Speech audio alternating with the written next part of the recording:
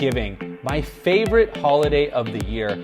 Every year my family gathers at our house. We start early at about 2 or 3 o'clock. We watch football, we hang out, we eat, and since our family is Russian, we start out with some Russian appetizers, then we move on to the turkey, and we do a fried turkey at our house with all of the fixings. We got stuffing, we got cranberry sauce, we got potatoes, we got gravy, all that good stuff. Then we take another break to drink and have fun and smoke cigars. Well, maybe I'm the only one that smokes cigars. But anyway, then we take another break and then we have a huge dessert tray, dessert platter, all kinds of different desserts from ice creams to apple pies to pumpkin mousse tart, which is my personal favorite, which my wife makes. But you guys, not this year. Because as you may have heard, in California, Thanksgiving is canceled. On this video, I'm going to tell you all about it. I'm going to give you the guidelines. So if you're hosting a party or if you're planning on going to a party, this is definitely a video that you want to watch. Let's go.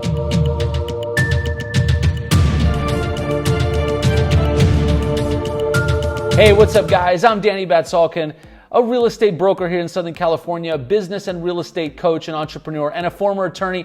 And on this channel, I talk about real estate, business, and finance because my mission and passion is to help you make great decisions in those areas of your life. If you're getting value from this channel, I want to ask you for a favor. Hit that like button, subscribe to the channel, and hit the bell icon so you get notified about all of my videos. It really does help support the channel, and I appreciate it. Also, follow me on Instagram for all of the latest and greatest in business and personal stuff. All right, guys, on this video today, we're gonna have some fun.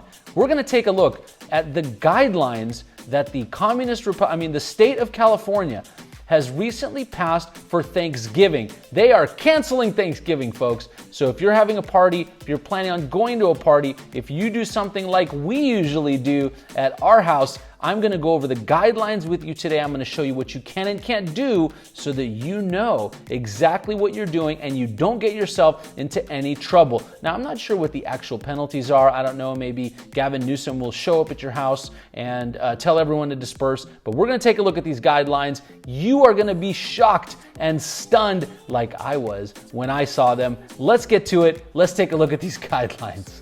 All right, guys, so I am here on the California Department of Health website. That's right. And I am going to go over the actual guidelines. We're going to look at them together. We're going to see what they say. We're going to see what you can and can't do on Thanksgiving. So here we go. First of all, mandatory requirements for all gatherings. All persons planning to host or participate in a private gathering must comply with the following requirements. Now, let's see what a gathering is. A gathering is defined as a social situation that brings people together from different households at the same time in a single space or place. When people from different households mix, it increases the risk of COVID-19. Okay, so let's see what the rules are here. Let's check this out. So number one is attendance. Rule on attendance. So here's what you need to know. Gatherings that include more than 3 households are prohibited. This includes everyone present, including hosts and guests. So guys, 3 households max. 3 households is fine. More than 3 households, watch out for COVID. It'll get you. So let's see what happens. I mean, 3 households. Look, at my house, we have a huge family. So we have our household, we have my parents, and we have my wife's parents. So there's your 3 households. So I guess this year, my brother and his girlfriend are gonna have to get cut off the list. We have other friends that always come over on Thanksgiving. Sorry guys, not this year. Now, in our case, our kids are little, but if your kids are older and that's a separate household, just remember they can't come over this year because that would violate the 3 household rule. Now, I'm not sure where the 3 household rule came from. It's not from the CDC. It's not from the WHO. I haven't seen this anywhere else. I think this is Newsom science, guys, that's doing this. Remember, these are all rules from Governor Gavin Newsom. So here we go. You know that there's only three households allowed. It also says, and I love this, the host should collect names of all attendees and contact information in case contact tracing is needed later. So here's what I don't get. If these households, so it's your household plus 2 more really. If those other two households are coming over for Thanksgiving, that means presumably these are like good friends of yours or family. Don't you already know who they are? Why would you need to do this? But guys, remember, if you need to be serious and diligent about this, what I would recommend is that you go ahead and have a little sign-in sheet at the front door, kind of like when you go to a real estate open house, and make sure that the people coming to your house sign the sign-in sheet. Definitely very, very important. I mean, I can't even read these without laughing. I mean, this is crazy. Okay, let's keep going. Next up, gather outdoors. Number 2. So, gatherings that occur outdoors are much safer. All gatherings must be held outside. So we usually go inside, we watch football all day, we have a lot of fun, but we can't do that this year. We have to be outside. The good news for me is my smoking area is outside, so I can smoke my cigars outside all I want, all good. Now, this is a really important point. I'm really glad that the California Department of Health told us this, because otherwise, our guests would have a lot of problems. Attendees may go inside to use the restroom as long as the restrooms are frequently sanitized. So I'm actually not sure, what if your restrooms aren't frequently sanitized? That means your attendees have to use the restroom outside. Which is fine for the guys. I don't know about the ladies. But the good thing is if you do sanitize your restrooms frequently, the attendees can go inside. So it's a good thing they clarified that for us. Thank you very much.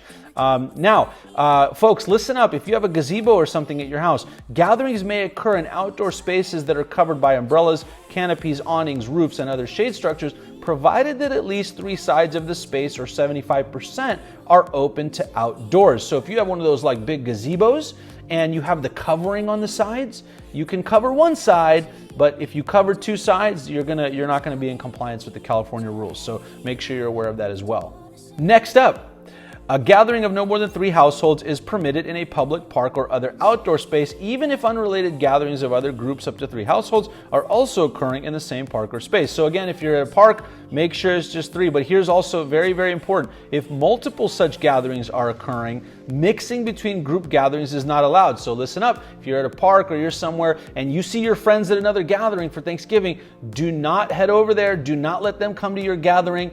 You must stay with your 3 households, and that's it. I mean, I want to take a little pause here, and I just want to say that I want you to understand that California spent money on this nonsense. Someone wrote this. And not only once, but I'm sure this isn't draft number 1. They probably went through a bunch of different iterations of this. So someone wrote this, then they edited it, then someone else looked at it, and then they approved it to go up onto the California Department of Health website. And California complains that they don't have enough money. So we got to raise taxes to pay for more stuff like this. It's absurd. Let's keep going. It gets better. Number 3. So guys, number 3 actually makes a lot of sense. Look, this is common sense. Don't attend gatherings if you feel sick or you're in a high-risk group. Like, duh, I mean, makes sense, right? We know, but thanks for letting us know. If you have symptoms, if you're sick, whatever, don't go to a gathering. Common sense. Number 4, practice physical distancing and hand hygiene at gatherings. So, for any gatherings permitted under this guidance, the space must be large enough so that everyone can maintain at least a 6-foot physical distance from others, not including their household. Seating must provide at least 6 feet of distance from others in all directions, front to back and side to side between different households. So guys, if you have these 3 households, make sure they're sitting apart from each other. Make sure no one interacts with each other. You got to stay that 6 feet apart. Next up, everyone at a gathering should frequently wash their hands with soap and water or use hand sanitizer if soap and water is not available. A place to wash hands or hand sanitizer must be available. Okay, thank you very much. Appreciate that. Next up, okay, so this one is very important, guys. Shared items should not be used during a gathering. As much as possible, any food or beverages at outdoor gathering must be single-serve, disposable containers. If providing single-serve containers is not possible, food and beverage must be served by a person who washes or sanitizes their hand frequently and wears a face covering. Self-serve items from communal containers should not be used. All right, guys, well, this is a big problem for us because I don't know about you guys, we usually do our Thanksgiving like buffet style. We have all the platters and the chafing dishes and all that kind of stuff right in the middle on the bar, and then everyone comes up and grabs their food, but not this year. This is not allowed. It's got to be a single container, and you got to just take that by yourself. You cannot take it from a communal container. Very, very important. Next up, wear a face covering to keep COVID from spreading. Okay, so this is important when gathering. Face coverings must be worn in accordance with the guidelines. Here we go. People at gatherings may remove their face coverings briefly to eat or drink as long as they stay 6 feet away from everyone outside their own household, and put their face covering back on as soon as they are done with the activity. So guys, you're going to be wearing your mask the whole time you're at Thanksgiving. You could take it off to have a sip of your drink or to eat a bite of turkey, but then make sure that you put that mask right back on. I mean, this is absurd. Face coverings can also be removed to meet urgent medical needs. For example, to use an asthma inhaler, take medication, or feeling lightheaded. So if you think you're gonna die, if you think you're having a heart attack or something, you could take the mask off. But otherwise, keep that mask on. I mean, does it get any more crazy than this? Next up, okay, so this one is gonna be a huge problem for our family. Again, we're a Russian family, like we cannot keep a gathering short, but it does say keep it short. Gatherings should be 2 hours or less. 2 hours or less. This is not going to work for us. I'm sorry, Gavin. It's not going to work because, like I said, we gather like at 2 or 3. We start watching football. We dig into our first course of Russian appetizers. Then we're watching football. We're hanging out. We're drinking. We're having a lot of fun. Then we have our turkey and all that stuff. Maybe 5 or 6. Then we have dessert like at 7 or 8. So this is like a 6, 7, 8 hour thing here for our family and our guests. I don't know what's going to happen here. What I do wonder though is maybe you can have like a 2 hour thing and then you take a break, your guests all go outside of the house, then they come back in, that's a second gathering, I don't know. And by the way, what is the 2 hour thing? Like, I'm curious, like after 2 hours, does COVID just magically start spreading more? I wonder what the rule is on that, because I haven't seen that on the CDC or the WHO, or I haven't seen anyone really talk about that. Maybe that's some more Gavin science. There we go.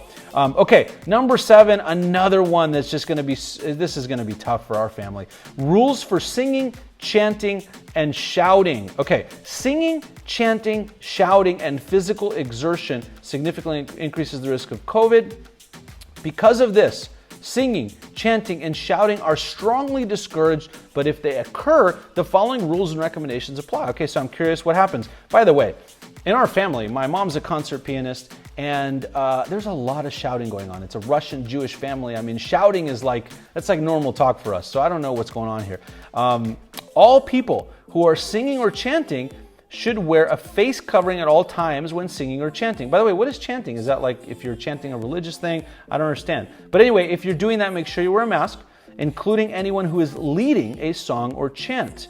So you're wearing a mask. Next up, people who are singing, shouting, chanting, or exercising, wow, they added exercising into the mix too, are strongly encouraged to maintain physical distancing beyond 6 feet to further reduce risk. Okay, so if you are singing, shouting, or chanting, and now all of a sudden they threw exercise in the mix, you gotta keep that physical distancing, makes sense. Next up, people who are singing or chanting are strongly encouraged to do so quietly, at or below the volume of a normal speaking voice. Well, that's totally contradictory. How can you sing, chant, or I don't know, they took out the other thing, but how can you sing or chant at the same volume as you were doing before? And by the way, at my house, like I said, shouting, singing, like this all happens at very high volume levels. So I don't know how that's gonna happen.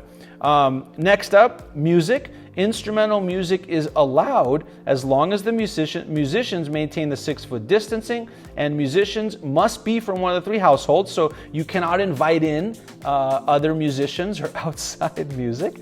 And then playing of wind instruments, any instrument played by the mouth, such as trumpet or clarinet, is strongly discouraged. Oh man, so my kids at school, my daughter's playing the saxophone, my son played the trombone last year. I guess we cannot do that because that also is not allowed. So, wow. I don't know what to say. What I will say is that, I've been beating up on California in a lot of my videos, and I've been saying how, they want to raise taxes, they want to increase regulations, they say they don't have any money, and then they spend money on stupidity like this. I mean, this is completely absurd. I mean, first of all, I don't know, what makes them think that people are actually going to follow this nonsense. But secondly, they spent money on this. Like I said earlier, they spent money on this. They wrote it, they rewrote it, they put it on the website. I have no idea what the enforcement of this is. I mean, are people going to come to your door and let you know that you have too many people there, or that you're singing and chanting too loudly, or that someone's playing a wind instrument too close to someone else, or that more than 25% of your gazebo is covered? It's pure insanity, folks. And this is the kind of stuff that they're doing in California that Gavin Newsom is overseeing, and this is why the state has so many problems. So on a more serious note, like I said in the beginning of the video, Thanksgiving really is my favorite holiday of the year. I love having our family and friends over. We love celebrating the holidays, and I hope you and your family have an amazing holiday season this year. It's been a rough year for everyone. There's been a lot that's happened, obviously, but the holiday season is approaching, and I really do wish you and your family a great holiday season. I also want to thank you for tuning in to the YouTube channel and for watching this video. If you got value from this video, if you were entertained, we poked some fun at California, we made fun of Gavin Newsom and all these ridiculous regulations. If you enjoyed that, give me a like, subscribe to the channel, hit the bell icon so that you can see all of my videos when they come out. Thanks again for tuning in. I really do appreciate you, and I will see you on the next video. Hopefully we'll cover a more serious topic. I'll see you soon.